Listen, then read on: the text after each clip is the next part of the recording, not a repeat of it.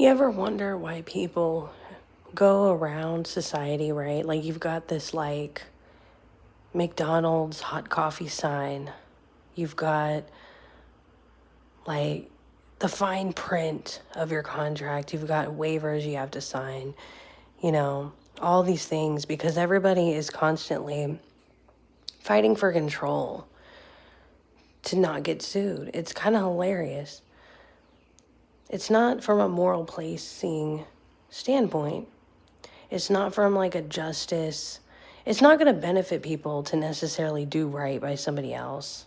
And, that's why adult friendships and adult family and just adulting in general with relationships, that's kind of why we really do have like subjective calls.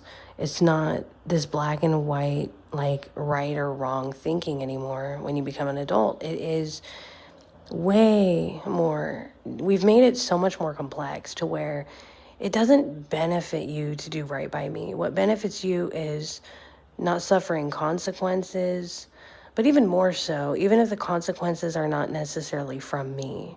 Like even if I personally or anyone like if you don't have to take revenge on me, like if I wrong you, right?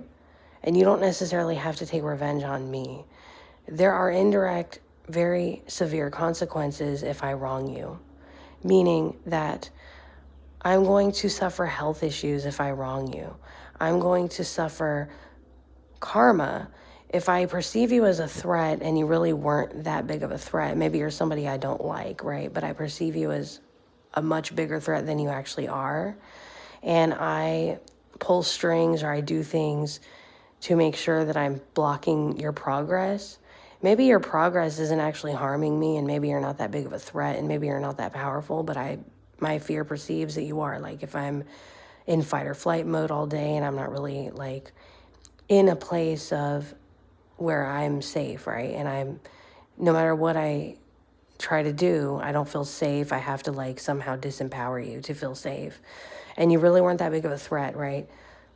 You're never going to have to take a sort of like revenge on me. You're never going to have to take advantage of a situation where I wronged you because I'm going to suffer my own consequences. I'm essentially hurting myself if I'm wronging you.